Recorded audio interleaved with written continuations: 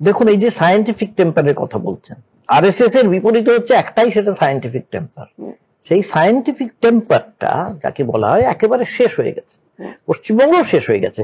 আপনারাও সেটা করতে কিচ্ছু চেষ্টা করেননি, যে মানুষকে বোঝানো, উল্টোটা বোঝানো যে আরএসএস কেন করতে পেরেছে। RSS was not a political outfit, একেবারেই ছিল না। ওরা কিন্তু আদর্শের জন্য করেছে, বিভিন্ন স্কুল, হ্যাঁ তারা বিভিন্ন রকমের সংগঠনের মাধ্যমে ওরা করে গিয়েছে, দিবারাত্র করে গিয়েছে। আপনারা 34 বছর ছিলেন পশ্চিমবঙ্গে। কেরালা আমি ধরছি না, ত্রিপুরা আমি ধরছি না, ওগুলো তো ছিল যেমন, কিন্তু কেরালা ফিরে এসেছে, পশ্চিমবঙ্গ ফিরে আসলো না, এখনো এলো না, আসতে পারেনি, এবং কবে আসবে তাও we do not know, you also do not know, কেউ বলতে পারে না।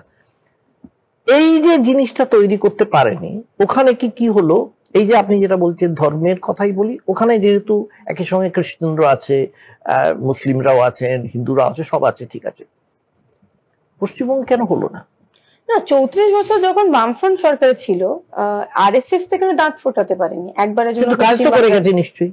না, সেখানে যেখানে কাজ করেছে সেগুলোকে আটকানোর চেষ্টা করা হয়েছে, এবং সাংগঠনিক ভাবে আটকানোর চেষ্টা করা হয়েছে, যে আরএসএস এর যাতে গ্রোথটাকে এই রাজ্যের মধ্যে আটকানো যায়। আমরা দেখেছি যখন দেশের মধ্যে দাঙ্গা হচ্ছিল, সেটা 1992 হোক, 2002 এর সময় হোক, আমাদের রাজ্যে সেইভাবে হয়নি। ধর্মের ভেদাভেদ এটা একমাত্র নিশ্চয় একদম। আর আমরা এই কথাটা বলছি যে 34 বছরে অনেক চেষ্টাই করা হয়েছিল, বিজেপি সরকারও ছিল একবার কেন্দ্রে, সে সময় চেষ্টা হয়েছিল বিজেপি কি এখানে একটা গ্রোথ করার চেষ্টা করবে, কিন্তু সেটা বাড়তে দেওয়া হয়নি। আমরা বলছি 2011-র পরে যেই একদম ওপেন একটা লাইসেন্স দেওয়া হলো আরএসএস কে কাজ করার জন্য, যে আপনি ওপেনলি আরএসএস কে কাজ করতে দিচ্ছেন, এটা কে করতে দিল লাইসেন্স? অবশ্যই তৃণমূল, অবশ্যই মমতা ব্যানার্জি। কি লাভ হবে তাতে? তৃণমূলের লাভ হচ্ছে এই যে তারা যে একটা প্রেক্ষাপট বানিয়ে দিতে চাইছে। একটা জিনিস মমতা ব্যানার্জি দাঁড়িয়ে বলেছিল, যে তার আরএসএস কে নিয়ে কোনো প্রবলেম নেই, তার আরএসএস কে তিনি এজ পলিটিক্যাল অপোনেন্ট দেখেন না। এটা তো মমতা ব্যানার্জি, আমার মুখ্যমন্ত্রী, নিজে বলেছিলেন যে বিজেপির সাথে তার লড়াই, কারণ বিজেপি রাজনৈতিক ভাবে তার সাথে ইলেকশন লড়ছে, তার বিরোধিতা করছে, কিন্তু তিনি RSS K as a problem দেখেন না। শত্রুঘ্ন সিনহা, আসানসোল লোকসভার প্রার্থী তৃণমূলের, বিজেপিতে ছিলেন, এবং তিনিও এই কথা নিজে টুইট করেছেন, সেটা নিয়ে আমি লিখেও ছিলাম একবার আমার সোশ্যাল মিডিয়াতে। কি তিনি বলেছেন যে আরএসএস সব থেকে বড় প্যাট্রিয়টিক একটা আউটফিট, পলিটিক্যাল আউটফিট, এবং তিনি তার লিডারদের শ্রদ্ধা করেন। তাই বলছি, যাদের আন্ডারস্ট্যান্ডিং এটা যে আরএসএস কোনো ক্ষতি দেশের করেনি, যারা ইতিহাস পড়তে চাইছে না, যে আরএসএস এর যারা লিডার ছিলেন, সে গোডসে হোক বা সাভারকর হোক, তারা দেশে বা দেশের মধ্যে রাজনৈতিক ভাবে হিন্দুত্বকে ইউজ কি করে করবে এটাকে বলে গেছে।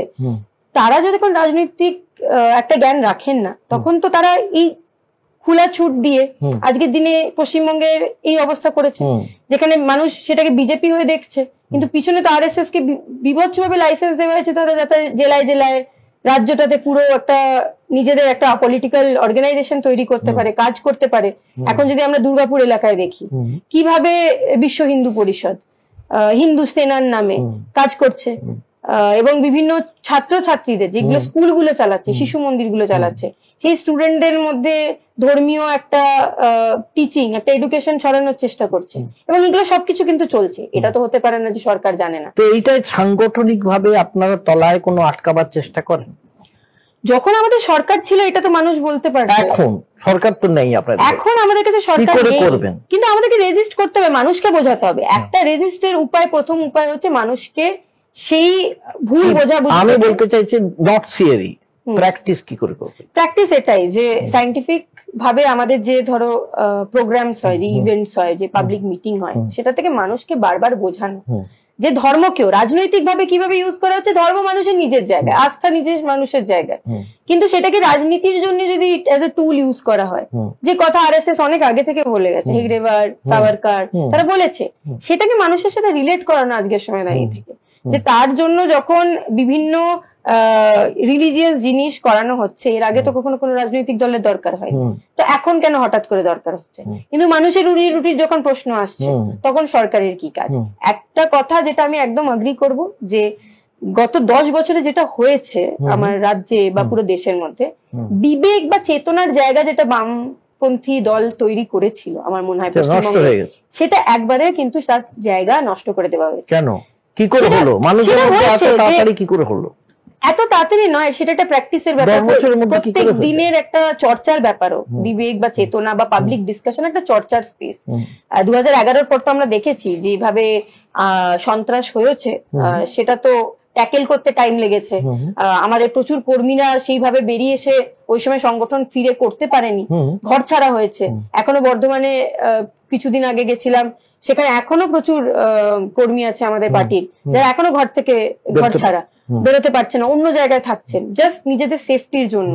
তো এটা তো এখনো বহু জেলায় বহু গ্রামে গঞ্জে হচ্ছে। তা আমরা বলছি যেখানে আমরা বেরোতে পারি না, একটা ভ্যাকিউম ক্রিয়েট হয়েছে। তো এইটার পুরো একটা অ্যাডভান্টেজ নিয়ে আমরা দেখেছি যে এই যে বিবেক, এই চেতনা, কারণ এটা কি করে হতে পারে যে আমাদের রাজ্যে একটা শিক্ষামন্ত্রী জেলে, এটা তো মানে লজ্জার ব্যাপার একটা রাজ্যের জন্য, যাকে নিয়ে আমরা গর্ব করি। পশ্চিমবঙ্গকে নিয়ে আমরা, আমি আপনি সবাই গর্ব করি। শুধু শিক্ষামন্ত্রী গেলে, শুধু শিক্ষামন্ত্রী নয়, বাট আমি বলছি যে একটা শিক্ষামন্ত্রী, শিক্ষা পর্ষদের 25,000 ছাত্রছাত্রীর আমার প্রজন্মের চাকরি চলে গেল দুর্নীতির জন্য। এবং আমরা দেখছি কি যে প্রতিনিয়ত দুর্নীতি হচ্ছে। কিন্তু আপনাদের লয়ার তো সেটা হয়ে বারে বারে সওয়াল করেছেন না, যে চাকরি দিতে হবে। এটা এই নারেশনটাও তো বাইরে আসছে। আমরা যে কথা বলেছি ভীষণ স্পষ্ট, যে 25-26 হাজার জন যারা চাকরি পেয়েছিল, তার মধ্যে এরকম ছিল যারা অযোগ্য ছিল, যারা ওএমআর শিট খালি দিয়েছিল বা কারোকে টাকা দিয়ে চাকরি পাওয়ার চেষ্টা করেছে। সেটা তো কমিশনের কাছে খাতা থাকবে, কমিশন সেটা কোর্টকে জমা দিক যে এরা যোগ্য ছিল, এরা পরীক্ষা দিয়ে পাস হয়েছে, এদের মেরিট ছিল, এবং তাদেরকে চাকরি দিয়ে দেওয়া হোক, ফেরত দেওয়া হোক। এবং যারা ওএমআর শিট খালি দিয়ে চাকরি নিয়েছেন তাদের জন্য চাকরি যাওয়া উচিত। এটা আমরা বারবার বলছি, কারণ দুর্নীতি করে এইভাবে চাকরি পাওয়াটা ঠিক নয়। মানে কাল ফর এক্সাম্পল, উদাহরণের সমেত, যদি এইভাবেই মেডিকেলে এন্ট্রি হয়, ফর এক্সাম্পল, আমার কালকে এমন একটা অপারেশন অস্ত্রোপচার হওয়ার কথা যেটাতে আমার প্রাণ যেতে পারে, আমি তো সেই ডাক্তারের কাছে, আমি বিশ্বাস করে ডাক্তারের কাছে যাই। প্রাইভেট যে মেডিকেল কলেজ হচ্ছে সেখানে এইভাবেই তো এন্ট্রি হচ্ছে। এই জন্যই তো আমরা বলছি যে বেসরকারিকরণ করার চেষ্টা করা হচ্ছে, বা জাল করে যে সার্টিফিকেট জাল করে যে চেষ্টা করা হচ্ছে আজকের দিনে শিক্ষাকে বেঁচে নেওয়ার। মানুষকে ভাবতে হবে যে আমরা কাদের হাতে দিয়ে দিচ্ছি, কারণ এটা তো কালকে আমার কাছেও ফেরত আসবে। কাল যখন হতে পারে আমি যে অস্ত্রোপচারে যাবো, আমাকে 10টা বার ভাবতে হবে যে আমি যে এডুকেশন মডেলকে আমি সাপোর্ট করেছি একটা টাইমে, বা মুখ চুপ হয়ে আমি প্রতিবাদ করিনি, সেটা আমার কাছেও কালকে ফিরে।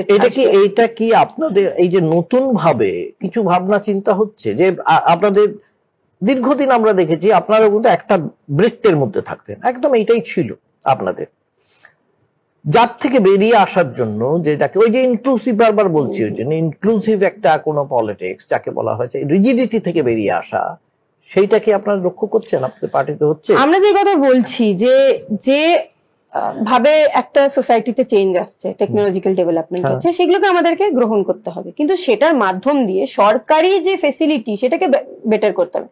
ফর এক্সাম্পল, যদি একটা ইউনিভার্সিটি থাকে, সরকারি যদি সেই ইউনিভার্সিটিটা হয়, যেমন আমাদের ইউনিভার্সিটিতেও আমরা দেখতে পাচ্ছি ফান্ড না থাকার জন্য অনেক অসুবিধা হচ্ছে, কিন্তু সরকার যদি সেটাতে স্পেন্ড করে, আমরা কিন্তু অনেক ভালো ফেসিলিটি দিতে পারি। কেরালাতে আমি গেছি বহুবার, কেরালার যদি স্কুলগুলোতে কেউ গিয়ে দেখে, সেখানে টেকনোলজি আছে, সেখানে বাচ্চাদের কাছে অ্যাক্সেস টু টেকনোলজি আছে, এবং তাদেরকে ঘরে গিয়ে এরকম অবস্থা করা হয় না, বিকজ তারা গ্রাম প্রান্ত অনেক জায়গা থেকে আসে। তাদের এরকম হয় নাকি যে তাদের ইন্ডিভিজুয়ালের উপরে রেসপন্সিবিলিটি দিয়ে তারা ট্যাবলেট কিনবে বা কম্পিউটার তাদেরকে কিনতে হবে। তামিলনাড়ুতে অনেক তামিলনাড়ুতে সেই জিনিসটা আছে। তো আমি যে মডেলটা অ্যাকচুয়ালি আমাদেরও হওয়া উচিত, সেই মডেলটাকে আমাদেরকে এই সময় গ্রহণ করতে হবে। যদি ছেলে মেয়েদের অ্যাক্সেস অফ টেকনোলজি যেটা লাগবে, বা যদি সরকারি জায়গায় আরো ডেভেলপমেন্ট, যে স্পোর্টস আমাদেরকে আরো বেটার করতে হবে, বেশি ছেলে মেয়েকে স্পোর্টস যারা যেতে চায় তারা সুযোগ পাচ্ছে না, তার জন্য স্পোর্টস ফ্যাসিলিটি আমরা বেটার কি করে করব। কিন্তু এইগুলো প্রাইভেটে না দিয়ে যদি সরকারি জায়গায় বেশি ভালো ব্যবস্থা থাকে, যে কোনো মানুষকে আমরা যদি জিজ্ঞেস করিনি সে সরকারি জায়গায় যেতে চাইবে না বেসরকারি জায়গায় যেতে পারবে। আজকে সরকারি জায়গায় ব্যবস্থা নেই বলে তার কাছে বাধ্য হয়ে, যে একটা মধ্যবিত্ত বাড়িতে আছে, সে তো ছেড়ে দিতে চায় না, দিতে চায় ছেলে মেয়ে পড়াশোনা করবে না, সে তো চায় যে সে সর্বশান্ত হয়ে গেলেও তার কাছে যা জিনিস আছে সব দিয়ে তার ছেলে মেয়েকে সে পড়াবে, যাতে তার ছেলে মেয়ে একটু বড় হয়ে একটা ভালো চাকরি করতে পারে। এটাই তো তার বেসিক ডিমান্ড। তো আমরা যে এই জায়গাটা দেখতে পারি সরকারের মাধ্যম দিয়ে, তাহলে তো আমাদের একটা বড় কাজ, একটা বড় প্রজন্মকে তৈরি করা, একটা হিউম্যান রিসোর্স। আমরা দেখছি আমাদের প্রজন্মের বহু ছেলে মেয়ে এখানে স্কলারশিপ না পেয়ে বিদেশে চলে যাচ্ছে। জার্মানি বিভৎসভাবে স্কলারশিপ দিচ্ছে এখন আমাদের আর্টস এর প্রচুর সাবজেক্টের জন্য, কি আপনি যান পড়ুন, সায়েন্সের জন্য, ইঞ্জিনিয়ারিং এর জন্য। এই স্কলারশিপ গুলো আমরা আমাদের দেশে দিয়ে আমাদের ছেলে মেয়েরা যারা এতটাই কেপেবল এখানে রেখে এখানে আমরা তৈরি করতে পারছি না কেন একটা নতুন আমি তো এক্স্যাক্টলি এটা আরো ছোট করেই বলেছিলাম যে এই রাজ্য কেন হলো না, আপনাদের ছিলেন 34 বছর, তখনও হয়নি, আর এখন তো আরো আমি জানি এটা যে কিভাবে ডাউন দ্য ড্রেইনস অ্যাকচুয়ালি সমস্ত যাচ্ছে, এটা ঠিকই। এবারে মনে করুন যে যা অবস্থা দেখছি সারা ভারতবর্ষেরই, সারা ভারতবর্ষে যদি ভারতীয় জনতা পার্টি আবার আসে তাহলে তো আপনাদের যারা বামপন্থী তাদের তো টিকতে দেবে না, টিকতে দেবে না এই জন্য কারণ তাদের তো সবচেয়ে বড় শত্রু আদর্শগত ভাবে যে কোনো ভাবে বামেরাই। তখন আপনারা জওহরলাল এই জেএনইউতেই বা কি করে সংগঠন চালাবেন, আর পশ্চিমবঙ্গেই বা কি করে আপনাদের বাড়বে, কি করে বাড়াবে? যদি আবার সবাই ভয়ে কুকুরে যায় তখন কি করবেন? প্রশ্নটা হচ্ছে, প্রথমে তো বিজেপি যে স্লোগান দিয়েছিল যে আব কি বার 400 পার, সেটা তো সত্যি হচ্ছে না। আমরা 2টো দফায় ভোট হয়েছে, আজকে 3য় দফায় ভোট হচ্ছে, এবং বিজেপি আমরা দেখেছি প্রধানমন্ত্রীর ভাষণ, তিনি ডেসপারেট হয়ে গেছেন এখন, কারণ 400 পার বলেছেন এবং 400 পার হচ্ছে না। যেভাবে বিরোধীরা সবাই একত্রিত হয়ে লড়ছেন বিজেপির বিরুদ্ধে, সেটা বিভৎসভাবে মানে গ্রাউন্ড থেকে ক্লিয়ার যে কেউ, সমস্ত রাজনৈতিক দল কেউ 1 ইঞ্চ জমি বিজেপিকে ছাড়তে চায় না, কারণ কিন্তু তারা বোঝে যে বিজেপি কিভাবে শুধু তাদের রাজনৈতিক ক্রাইসিস নয়, আজকের দিনে দাঁড়িয়ে থেকে সাধারণ মানুষের যে অধিকার, সেই অধিকারকে ছিনিয়ে নেবে। আমরা তো ত্রিপুরাতে দেখতে পেরেছি যে মানুষ বিজেপিকে সরকারে এনে তারপরে ত্রিপুরার মানুষের কি অবস্থা, এবং ত্রিপুরার মানুষের সাথে যখন কথা হয় এখন, তারা এই কথাটাই বলে যে মানুষ যেটা ভেবেছিল বিজেপিকে, অনেকে ভুল ভেবেছিল, তার পলিটিক্যাল চয়েস সেই সময় ডেমোক্রেটিক রাইট, কি বিজেপি অল্টারনেটিভ আনবে, সেটা তো হয়নি। এবং এখন ত্রিপুরার মানুষ যে আতঙ্ক, যে ভয়ে, যে সন্ত্রাসের মধ্যে আছে, ইউপিতে মানুষ দেখছে যে কি অবস্থা, গুজরাটে মানুষ দেখছে কি অবস্থা, মানে অপোজিশনকে শেষ করে দেওয়ার চেষ্টা। অমিত শাহ যে সিটে গান্ধীনগরে দাঁড়িয়েছেন, সেখানে যেই ক্যান্ডিডেটচার দিয়েছে তাদেরকে ভয় দেখানো হচ্ছে যে ক্যান্ডিডেটচার উইথড্র করা হোক, বিভিন্ন জায়গায় এটা হয়েছে। তো আমরা বলছি যে যারা আমরা কমিউনিস্ট বা আমরা বামপন্থীরা, আমরা তো প্রতিকূলতার মধ্যে লড়াই করেছি, বিভৎসভাবে অ্যাটাক থাকার পরেও লড়াই করেছি, এবং এই লড়াই আমাদের চলবে। বিজেপি 210 সিট 20 সিট আনবে, এবার মেজরিটি ফর্ম করার চান্সেস কম। এতটা বলছেন কি করে? বিকজ যেভাবে মানুষের সাড়া আমরা পাচ্ছি সব জায়গা থেকে, মানে সেটা আমি দিল্লির কথাও বলছি এবং বিভিন্ন রাজ্য থেকে, শুধু আমাদের রাজ্যের কথা আমি বলবো না, যে রেসপন্স আসছে যে না, এরকম ভাবে চলতে পারে না যে আপনি অপোজিশনকে শেষ করে দেওয়ার চেষ্টা করছেন। কখন হয়েছে যে এমার্জেন্সি সময় ছাড়া যে আজকে দিনে দাঁড়িয়ে থেকে 2টো চিফ মিনিস্টার মানে মুখ্যমন্ত্রী তারা জেলে, ইলেকশনের সময় হোক বা এমনি সময় হোক, এবং সেটা নিয়ে কোনো কথা হচ্ছে না। ব্যাংকের অ্যাকাউন্ট ফ্রিজ হয়ে যাচ্ছে অপোজিশন রাজনৈতিক দলদের, এটা তো র্যাম্পেন্টলি হচ্ছে। ইডি সিবিআই যেভাবে মিসইউটিলাইজ করা হচ্ছে, পলিটিক্যাল টুল হিসেবে ইউজ করা হচ্ছে, আমি সেটা নিয়ে এক্সপ্লেনেশনে যাচ্ছি না। আমি যে কথাটা বলার চেষ্টা করছি যে লড়াই থাকবে আরএসএস এর বিরুদ্ধে। এবার একটা লড়াইয়ের কথা মূল বলছি, সেটা হচ্ছে সিএএ এনআরসি। আপনারা বিরুদ্ধে, তৃণমূলও বিরুদ্ধে, আপনারা কি একসঙ্গে লড়াই করবেন প্রয়োজনে? পয়েন্ট হচ্ছে যে সবাই মিলে তো লড়াই করার চেষ্টা করছে এই সময় দাঁড়িয়ে থেকে, যাতে সিএনআরসির মতো আইন যেটা মানুষকে ধর্মের নামে বিভাজন করার চেষ্টা করছে। এবং আসামে তো আমরা দেখেছি যখন এনআরসি কে লাগু করা হয়েছে, শুধু এরকম নয় যে সংখ্যালঘু মানুষ সেটা থেকে বেরিয়ে গেছে, হিন্দুরাও ছিল যাদের কাছে কাগজ ছিল না, বস্তিতে থাকতেন, বাড়ি পুড়ে গেছে, জমি জমার কাগজ নেই, তারা দেখাতে পারেনি, এরকম লক্ষ লক্ষ মানুষ ছিল যাদেরকে ডিটেনশন সেন্টারে রেখে দেওয়া হয়েছে। আমরা বলছি নাগরিকত্ব কে ডিসাইড করবে? আমার সরকার হঠাৎ করে আজকে 2014-তে এসে সে সরকার এসছে বলে তিনি বলবেন যে কে থাকবে দেশে না থাকবে, সেটা তো হয় না। তো এবং এই নিয়ে যে সব রাজনৈতিক দল যদি বিজেপি এবং আরএসএস এর বিরুদ্ধে লড়তে চায় একত্রিতভাবে, আমরা সবাই সেই লড়াইয়ে আছি। এইটাই বলতে চাইছি যে এই যে সিএএ এনআরসি লড়াইটা এই ইলেকশনের পরে বাড়বে না কমবে বলে মনে হয়? অবশ্যই, মানে যদি সেটা নিয়ে বিজেপি করবেই, ওরা বলেছে লড়াইও হবে। আমরা দেখেছি 2019-এও যখন চেষ্টা করেছিল। পশ্চিমবঙ্গে হলে কি করবেন আপনারা? একদম লড়াই হবে এটা নিয়ে, মাটি আমরা কামড়ে লড়াই করব, মাটি কামড়ে লড়াই করবে। আপনারা কাউকে হতে দেবেন না, একদম না, কাউকে বের করতে দিতে দেবেন না, কিছুতেই না। তাহলে সেই সময় কি কংগ্রেসের সঙ্গে আপনাদের জোট হয়েছে, যে কংগ্রেসের আমি সারা জীবনই প্রায় দেখেছি কংগ্রেসের সঙ্গে একবারে আপনাদের বইমাত্র সুলভ নয় একবারে, তবে শেষের দিকে তাও নয় হয়েছিল, সরকারও গড়েছিলেন, ইউপিএও ওয়ান হয়েছিল, তারপরে বেরিয়ে চলে আসেন। এইটা হচ্ছে ব্যাপার যে কংগ্রেসের সঙ্গে আপনাদের যে জোট বা জুটি যাই বলি এখন চলছে, সেটা কিরকম বুঝছেন আপনি? আপনার কিরকম মনে হচ্ছে?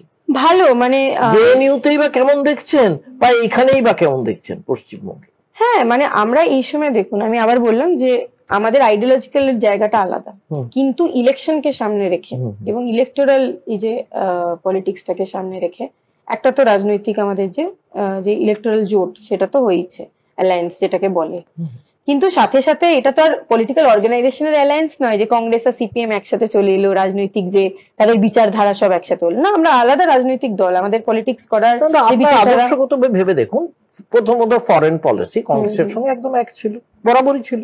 তারপরে দেখুন ইন্টারনাল পলিসিও অনেক কিছু জায়গায় সবই তো প্রায় কংগ্রেসের ছিল, যার জন্য পিসি যোশী, আর যখন আপনি বহুদিন আগের কথা, কমিউনিস্ট পার্টি যখন অবিভক্ত, যে কাণ্ড হয়েছিল, পিসি যোশীকে বের করে দেবো, চলে এলেন বিটিআর, তারপরে বিটিআরও চলে গিয়েছেন, যাই হোক, তারপরে অনেক কিছু হয়েছে। কংগ্রেসের সঙ্গে একটা বরাবরই একটা সমঝোতা ছিল না তার নয়, কিন্তু শত্রুতাও ছিল, শত্রুতা একবার তীব্র শত্রুতাও ছিল। এখন সেই জায়গায় একটা দেখা যাচ্ছে কোথাও একটা সমঝোতা তৈরি হয়েছে। এই যে সমঝোতাটা আগের দিনে টিকবে বলে মনে হয়? আপনি খুব আপনার অবজারভেশন, এটাই যে আজকের সময় দাঁড়িয়ে থেকে আজকের কংক্রিট সিচুয়েশন আমরা কথা বলবো। আমি তো অ্যাস্ট্রোলজার নই এখান থেকে ভবিষ্যবাণী করবো যে 5 বছর পরে বা 10 বছর কি হবে। আজকের অবজারভেশন হিসেবে আমাদের পার্টির কর্মী আমরা সবাই এবং কংগ্রেসের যে কর্মীরা সবাই মিলে আমরা চেষ্টা করছি যে বিজেপিকে রুখে দাঁড়াতে হবে, এবং আমাদের রাজ্যের অভ্যন্তরে তৃণমূল যে জায়গাটা বিজেপিকে বানিয়ে দিচ্ছে সেই স্পেসটা আমরা যাতে বিজেপিকে বা তৃণমূলকে না দিয়ে ওখানে একটা লেফট ডেমোক্রেটিক একটা জোট যেটা আমাদের লেফট কংগ্রেসের হয়েছে সেই জায়গাটা আমরা নিই, এবং মানুষের যে প্রত্যেক দিনের অসুবিধা সেই জায়গায় আমরা পৌঁছে যাই অ্যাজ এন ভ্যাকিউমের জায়গাটাতে। আমাদের এটাই চেষ্টা।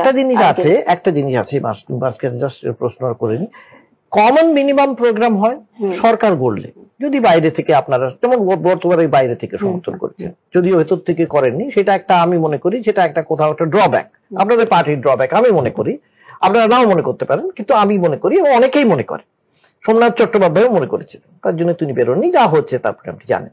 আমি বলতে চাইছি যদি কমন মিনিমাম প্রোগ্রামের মতন সোশ্যাল ফিল্ডে আপনারা না করেন তাহলে মানুষের কাছে বাড়তে যাবে কি করে? কিছু কিছু ক্ষেত্রে একেবারেই আপনার আদর্শগত মিল আছে, আপনারাও চান ধর্ম রাজনীতি একসঙ্গে না মিলুক, রাহুল গান্ধীও বলে আপনারাও বলেন, আপনারাও চান চাকরি হোক, ওরাও চাইছে চাকরি হোক, আপনারাও চান যে বিদেশি ক্ষেত্রে বা বিভিন্ন ক্ষেত্রে যেভাবে বিনিয়োগ হবে কিন্তু দেশীয় যাতে ছেলেপুলেরা থাকে, কাজ করে, বিনিয়োগ হয় দেশি এবং সমতা থাকে, এই 1%-এর হাতে 40% সম্পদ না চলে যায়, এটা ওরাও বলছে আপনারাও বলেন।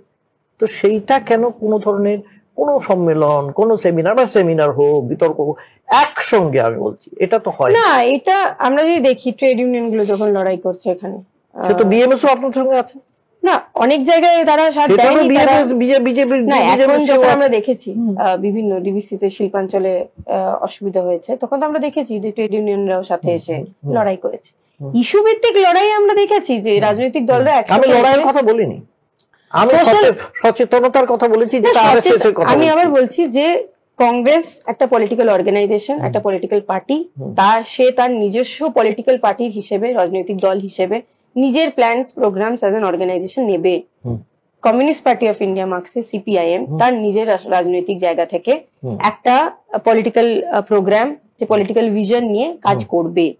পয়েন্ট হচ্ছে আমরা কোন কমন মিনিমাম দিশার দিকে যাচ্ছি, আমরা সমাজের মধ্যে সায়েন্টিফিক আন্ডারস্ট্যান্ডিং বাড়ানোর জন্য যাচ্ছি, সেটা কংগ্রেসও করবে, সেটা সিপিএমও করবে। আমাদের প্রশ্ন হচ্ছে সেখানে তো আমাদের কোনো ক্ল্যাশের ব্যাপার নেই, কংগ্রেস যেখানে স্ট্রেংথে আছে কংগ্রেস সেখানে করবে, সিপিএম যেখানে স্ট্রেংথে আছে সিপিএম সেখানে করবে, একজোট হয়ে করবে না।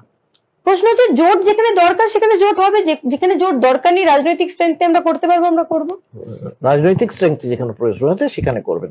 আচ্ছা, আমি একটি অন্য ব্যক্তিগত প্রসঙ্গে আসি, আর দুটো তিনটে জিনিস অন্য, আর অনেক তো পলিটিক্সের আলোচনা হলো, আপনিও বলেছেন, আমিও শুনলাম, আমিও কিছু কিছু বলেছি, আপনিও শুনেছেন। দুটো তিনটে জিনিস আছে, একটা হচ্ছে আপনি আবার সেই দিল্লিতে ফিরে, আপনারা সবাই যারা যারা ওই জেএনইউ বলি বা দিল্লি ইউনিভার্সিটি বলি বা ফরেন বলি, অনেককে দেখলাম, জীবন তো অনেক হয়েছে, অনেককে দেখেছি অনেক কথা বলতে বিদেশে চলে গিয়ে খুব আরামে থাকেন, ফেসবুকে লেখেন, টুইটারে লেখেন, খুব বড় বড় কথাও লেখেন, অনেক সময় খুব দুঃখ অশ্রুমোচন করেন, কাজে কিছু করেন না। আপনিও কি তাই তাদের মতন হবেন? এটা আপনি বলতেই পারেন, এটাও বলবেন না I am not an astrologer, না, এটা আপনার নিজস্ব জীবন, এটা আপনি অ্যাস্ট্রোলজার না হলে বলতে পারেন। 1 নম্বর আপনি সেটা করবেন কিনা।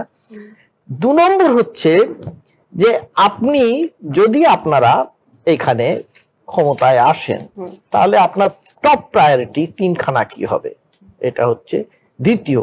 তৃতীয়, আপনার আদর্শ কে আপনার পার্টিতে, আমি সবাইকে জিজ্ঞেস করি আপনার আদর্শ কে আপনার পার্টিতে, কে? আমার আগে বলুন, শেষে তারপর। কমরেড জ্যোতি বসু।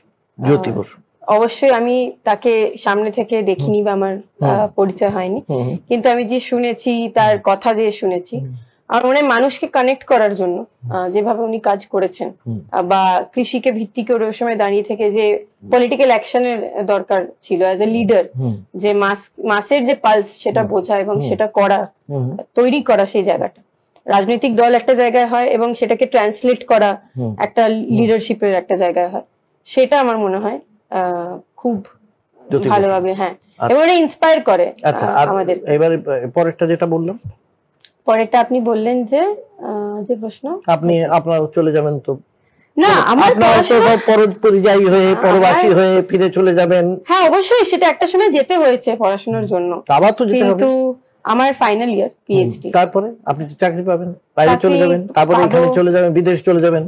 না, এরকম নয় যে বিদেশ চলে যাবো, এরকম তো কোনো প্ল্যান আবার এমন নয় যে যাবেন না। না, আমার এরকম প্ল্যান নেই, 50-50 না, প্ল্যান নেই বিদেশ যাওয়ার। আচ্ছা, এটা বেশ। এখানে থেকে কাজ করতে চাই, মানুষের জন্য কাজ করতে চাই, সেই জায়গাটাও বেছে নিয়েছি, এবং এটা নিয়ে কোনো আমার সেকেন্ড থট নেই যে আমরা যে জায়গাটা, এখন একদমই নেই, এখন একদম নেই। এটা একটা ভাবনা প্রচ্ছদ। মেয়েদের নিয়ে আর তৃতীয় লিঙ্গ নিয়ে আপনারা কিছুই বলেননি, আপনাদের একজনও নেই, থার্ড সেক্সের একজনও মেম্বার নেই, আপনারা নাকি না, আপনাদের কোনো কেউ ভোটে দাঁড়ায়নি, একজনও দাঁড় করাননি আপনারা। আপনারা কিসের আধুনিকতার কি বড়াই করছেন, কোথায় আধুনিক হয়েছেন? আজকের দিনে সারা পৃথিবীতে যেখানে এটা চলছে, মেয়র হয়ে যাচ্ছে, কত কি কাণ্ড হচ্ছে, আপনাদের একজনও থার্ড সেক্স মেম্বার নেই। আপনি বিজেপিকে কেন বলবেন আর কেন তৃণমূলকে বলবেন?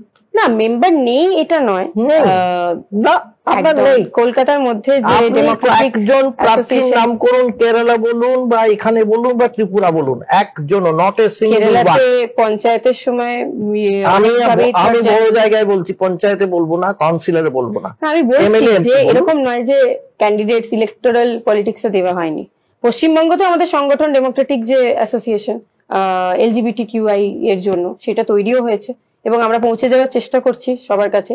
অবশ্যই আগামী দিনে এটা আমাদের কাজ, আগামী দিনে হবে, অবশ্যই কর্তব্য, এখন চলছে সেটা সাংগঠনিক ভাবে কাজ, আমাদের কর্তব্য যেভাবে আমরা সংগঠন বাড়াবো তার রিফ্লেকশন ইলেকটোরালি হতে হবে, এটা তো আমরা সবসময় করছেন। আপনার একদম ভাবছি না, এটা হচ্ছে এবং এটা হবে। এখনো নেই, এখনো আছে আমাদের অর্গানাইজেশন। না, আমি বলছি যে অর্গানাইজেশন যেভাবে তৈরি হচ্ছে, একদম আমাদের এটা ফার্স্ট প্রায়োরিটি কি আমরা যেভাবে, আমরা যদি দেখি সিপিএম এর ম্যানিফেস্টো, সেটাতে সব থেকে বেশি আপনার কি করতে ভালো লাগে আর পলিটিক্স ছাড়া? আঁকতে ভালো লাগে, বাকি মানে বই পড়ি। বই পড়ে আর আঁকতে ভালো লাগে? হ্যাঁ, যেহেতু পিএইচডি কাজ এখন চলছে, অনেক চাপ। অনেক ধন্যবাদ আপনাকে। আজকে আমরা অনেকক্ষণ ধরে কথা বললাম ঐশীর সঙ্গে, ঐশী ঘোষ, তিনি অনেক কথা বলেছেন, আপনারা শুনেছেন, এবং খোলামেলাও বলেছেন অনেকখানি, যে যেটা বিশ্বাস করেন সেই বিশ্বাসের কথা বলেছেন। তারপরে সেটা কতটা রিফ্লেক্টেড হবে জানি না, তবে তারা যেটা করতে চাইছেন বা করতে চেষ্টা করছেন সেটা হচ্ছে পশ্চিমবঙ্গে এই সিপিএম রাজনীতিটাকে একটা অন্য মোড় দিতে চাইছে, অন্য মোড়কে সবার সামনে হাজির করতে চাইছেন। আর আরেকটা জিনিস আমার অভিজ্ঞতা হলো, সেটা হচ্ছে আমি এখানে 3 জনের এখানে সাক্ষাৎকার নিলাম এখনো পর্যন্ত, তার মধ্যে কেউ বললেন বিমান বসু হচ্ছেন তার আদর্শ, কেউ বললেন জ্যোতি বসু, একজনও বুদ্ধদেব ভট্টাচার্যের নাম বলেননি। আমি অবশ্য মোহাম্মদ সেলিম তিনি কিন্তু বুদ্ধদেব ভট্টাচার্যের নাম বারবার বলেন, এটাও ঠিকই। তো যার যাকে পছন্দ সেটা ঠিকই আছে, কিন্তু আগামী দিনে এই জ্যোতি বসুই হোক বা বিমান বসুই হোক বা বুদ্ধদেব ভট্টাচার্য হোক, তাদের উত্তরাধিকার, তাদের লেগাসি কে বহন করবে সে আগামী দিন বলবে।